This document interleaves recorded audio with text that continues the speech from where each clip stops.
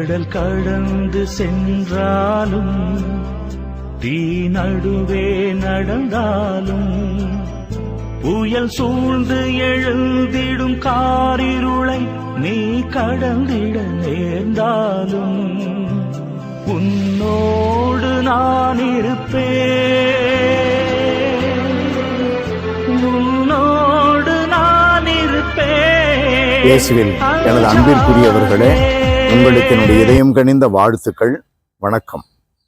அன்பானவர்களே, இந்த ஞாயிற்றுக்கிழமை அன்று நம்முடைய சிந்தனைக்கு மார்க் நற்செய்தி 4வது அதிகாரம் 35 41 முடிய கொடுக்கப்பட்டுள்ளது.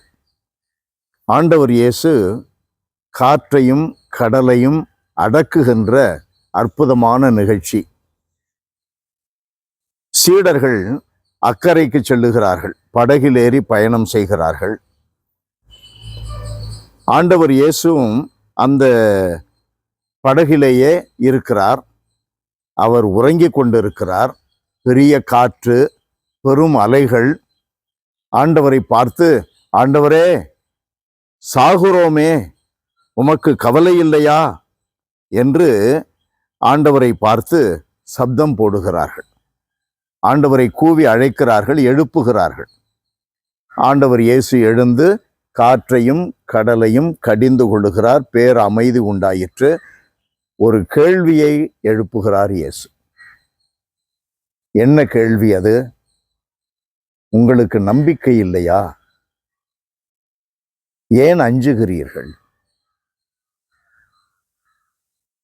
நான் உங்களோட இருக்கிறேன், நானும் உங்க படகுல தான் இருக்கிறேன். உங்களை விட்டு நான் விலகல. அது நான் கொடுத்திருக்கிற வாக்குறுதி. உங்களோடு நான் உறங்கி கொண்டு இருக்கிறேன். என்ன மீறி உங்களை அது தொடுமா? ஆண்டவரின்றி அணுவும் அசையாது என்று நம்முடைய பெரியவர்கள் சொல்லிக் கொடுக்கிறார்களே, என்ன அற்புதமான போதனை அது! ஆண்டவருடைய திட்டமின்றி நம்முடைய தலைமுடி கூட கீழே விழாது என்று இயேசு சொல்லுகிறார். நம்முடைய அன்றாட வாழ்க்கையிலே நிறைய பிரச்சனைகள் வரும். கடல் அலைகளை போல, பெருங்காற்றை போல வரும்.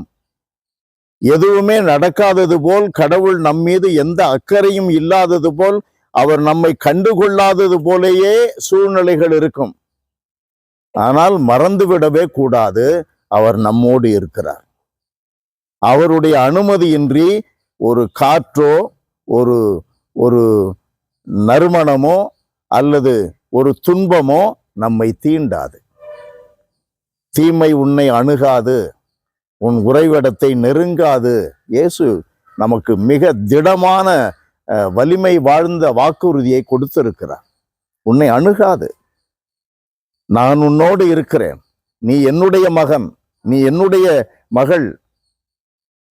அந்த நம்பிக்கை நமக்கு இருக்கும் பொழுது ஆண்டவர் சொல்லுகிறார், 13வது வார்த்தை எசாயா புத்தகத்தில் 41, பகைவர்களை தேடுவாய் காண மாட்டாய். கடல் அலைகள் எங்கே? காற்று எங்கே? பெருங்காற்று எங்கே? கடவுள் இருக்கும் பொழுது அவைகள் எல்லாம் நம்மை சுற்றி வரலாம், நம்மை தீண்ட முடியாது. அந்த நம்பிக்கை நம்மை விண்ணகம் வரை கொண்டு செல்லும். அன்பு நிறைந்த எங்கள் கடவுளே, உம்மை போற்றி புகழுகிறோம். நீர் எங்கள் மீது காட்டுகின்ற அக்கறைக்காக நன்றி செலுத்துகிறோம். உங்களுடைய கவலைகளை எல்லாம் ஆண்டவர் இயேசுவின் மேல் சுமத்தி விடுங்கள். அவருக்கு உங்கள் மேல் அக்கறை உண்டு என்று உம்முடைய அடியவர் பேதுரு சொல்லுகிறாரே. அன்பு கடவுளே, எந்நாளும் நீர் எங்களோடு இருக்கிறீர். உம்முடைய பரிசுத்த பிரசன்னத்தில் நாங்கள் வாழுகிறோம். தீமைகள் எங்களை நெருங்காது. உம்மீது கொண்டிருக்கிற நம்பிக்கையினால் நாங்கள் உலகை வெல்லுவோம், இயற்கையை வெல்லுவோம் என்ற திட மனதை எங்களுக்கு தாரும். இயேசுவின் நாமத்தில் ஜெபிக்கிறோம் பிதாவே. ஆமென், ஆமென்.